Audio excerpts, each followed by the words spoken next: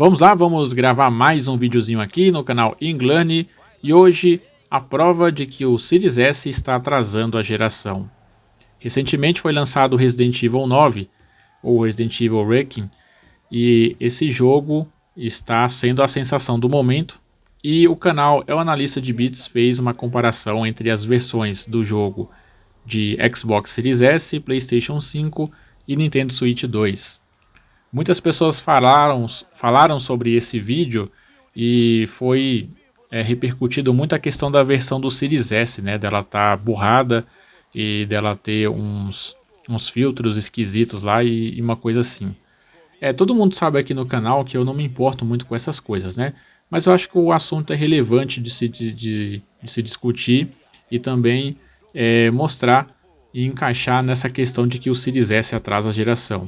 Resident Evil 9 foi um grande exemplo e que mostra que muitas pessoas ainda acreditam nessa falácia de que o Series S atrasa a geração, e exatamente esta comparação do El Analista de Bits ficou evidente, né, que isso é verdade. O que na verdade não é verdade. Ficou evidente porque as pessoas que acreditam nesta teoria a concretizaram com o Resident Evil 9. Então eu vim aqui dizer que realmente isso não é verdade e eu vou explicar o motivo. Nós temos 3 plataformas agora com Resident Evil 9, que é o Switch, o PlayStation 5 e o Xbox. O caso do Xbox sair, perder, na verdade, para o Switch 2, que foi a grande, digamos assim, decepção barra surpresa do Series S perder até para o Switch 2, é uma questão de mercado que pode ser facilmente explicada. Eu vou falar a ideia, que é verdade, e a explicação eu vou apenas fazer para poder, digamos assim, deixar de forma mais didática, né? A ideia é bem fácil de entender. A ideia é o que acontece, é o fato que acontece na indústria inteira de videogames. A ideia é o seguinte, vendas de consoles e respeito da marca.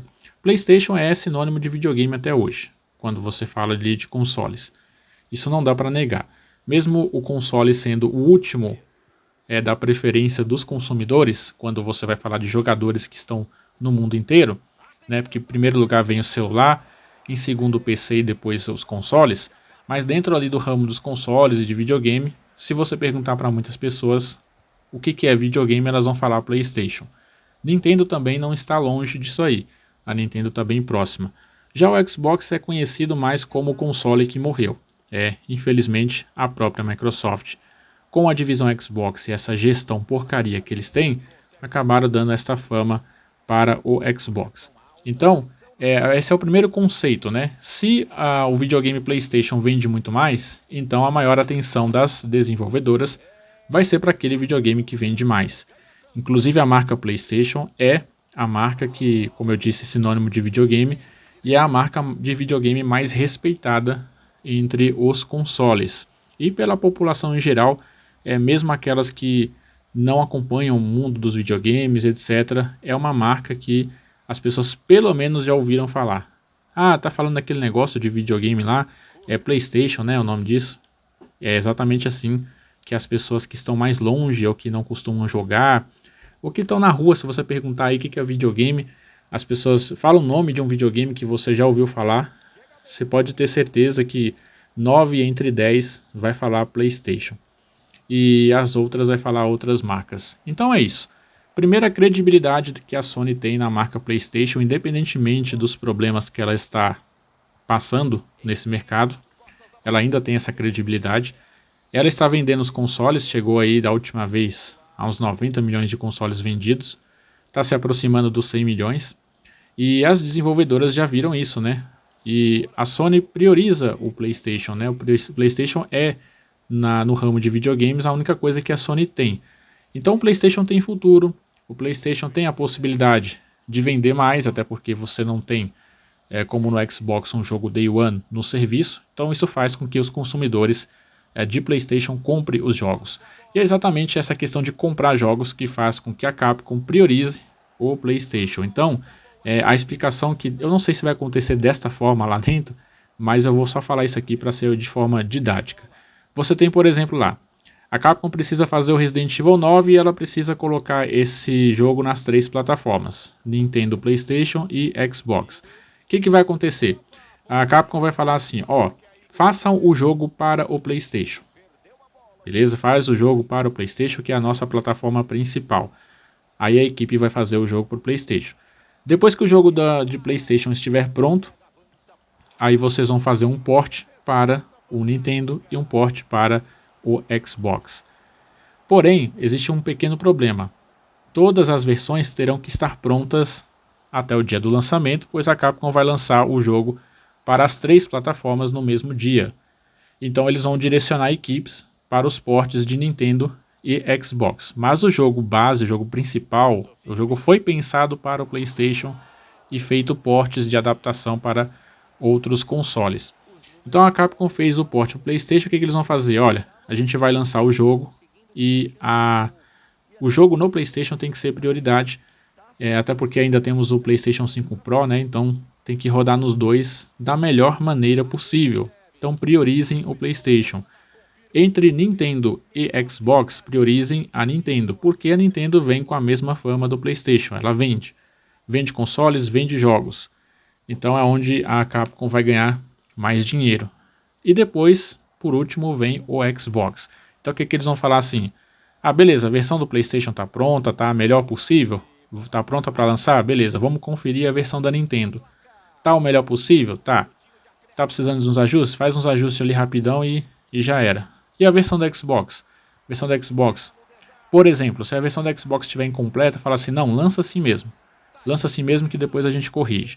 Aí o que acontece? Chega o dia do lançamento, a Capcom lança as 3 versões para as 3 plataformas e vai ver a opinião do público, o feedback do público e ver o que o público acha. Então, os caras vão, em primeiro lugar, eles vão olhar ali, no PlayStation, como é que tá? Aí eles vão ver o pessoal falando, não, o PlayStation tá rodando bem, não sei o que e tal, etc. Beleza, a otimização tá legal? Tá legal. Como é que tá no Nintendo? Ah, beleza, tá rodando bem, tá no Nintendo, tá otimizado? Beleza. Somente depois que o jogo está bem otimizado, foi bem recebido pelo público, na plataforma PlayStation e na Nintendo, é que a Capcom vai se preocupar com o Xbox, né? Aí eles vão falar assim, bom, agora que já está tudo certo no PlayStation e na Nintendo, agora vocês vão corrigir a versão do Xbox, vai fazer um patch de atualização e aí vocês mandam lá para eles. Por que isso acontece? Se é desta forma, eu não sei, eu só disse isso aqui para poder, como eu disse, ser didático. Mas a ideia é essa, né? PlayStation e Nintendo será a prioridade na frente do Xbox. E por que acontece? Por que o Xbox é deixado de lado? Exatamente porque pelo que eu falei no início, o Xbox não tem respeito na indústria, ela não traz vendas, a Xbox não traz vendas. Xbox, a própria Microsoft desrespeita o próprio console. Você vê lá a última propaganda que foi feita lá, mostrando a questão do Xbox em todos os lugares, tudo é um Xbox, né? A gente sabe que aquilo que é tudo não é nada, né? Não tem um foco específico, né? E eu não estou falando de exclusividade, né? Se você está pensando, é porque não tem jogo exclusivo, não tem nada disso. Mas é uma campanha de marketing equivocada. E o Xbox também vai fazer 25 anos esse ano. Então, assim, o console foi que fez o Xbox, a marca Xbox ser o que já foi um dia, né? Não vale nem falar o que foi hoje, é o que já foi um dia. Se existe hoje no mercado um mínimo de respeito pela marca Xbox, é por causa do console. E é exatamente o console que foi destratado nessa geração, né? E foi chutado praticamente pela própria divisão Xbox em nome de alcançar novos públicos, que não está errado, né? Um Game Pass, por exemplo, não é um erro. Um Xbox Series S não é um erro da Microsoft ou da divisão Xbox. O erro foi fazer o marketing errado. O erro foi antecipar as coisas. O erro foi destratar seu próprio console como se fosse um lixo descartável. O console deixou de ser a única ou a principal coisa do Xbox para virar apenas mais um do ecossistema, só que esse mais um do ecossistema foi totalmente desprezado e jogado na lata do lixo. Então isso fez com que as desenvolvedoras perdessem o respeito pela marca. É óbvio que elas não vão dizer, né? Elas têm um contrato com a Microsoft para fazer o port do jogo para o Xbox também. Mas é nítido que você percebe isso no mercado, porque quem manda é os números de vendas. Então, se a Microsoft não apresenta lucro, fica falando de receita, e a Sony vem e apresenta o lucro dela, a Nintendo também, então, e mostra ali o número de vendas de consoles, é óbvio supor que as desenvolvedoras vão fazer o quê? Vão pensar em desenvolver e dar prioridade para essas duas plataformas. E o Xbox fica para trás. Então é por isso que a versão de Series S, né, como mostra lá no analista de bits, poderia ter sido melhor, talvez, na minha opinião, mas não foi exatamente por isso. Porque as empresas, a Capcom tem muita coisa para fazer, para gerenciar, e o tempo que eles dedicam ao Xbox não vai ser o mesmo que eles dedicam para um PlayStation, para um Nintendo Switch, etc. Então essa é a explicação do porquê a versão de Xbox tende a sair inferior. E é isso que faz com que seja uma prova também, né, de que não é o Xbox Series S que está atrasando a geração por ser inferior, etc. Na verdade, as desenvolvedoras que evitam trabalhar ou dar o suporte necessário, né, por mais que seja um pouco mais difícil trabalhar no Series S, mas é possível, porque a gente tem excelentes jogos bem otimizados para o Series S, mas está chegando um momento da geração que o Xbox está se autodestruindo na imagem do console, embora tenha bons serviços, embora o Game Pass seja muito bom, embora para o consumidor o Xbox está lindo, entendeu? Para o consumidor que consome a plataforma. O problema é a visão empresarial, né? O que as desenvolvedoras pensam do Xbox, da marca Xbox, é lógico que a confiança das desenvolvedoras estarão mais no PlayStation e na Nintendo, que vendem consoles e vendem jogos, do que no Xbox, que tem um serviço Game Pass Day One, que faz com que o número de vendas sejam bem reduzidos. Não estou dizendo que não tem, mas é reduzido. E também o console, que é totalmente descartado pela própria Xbox e que foi colocado na lata do lixo. Uma pena, porque é um excelente console, inclusive tecnicamente superior ao PlayStation.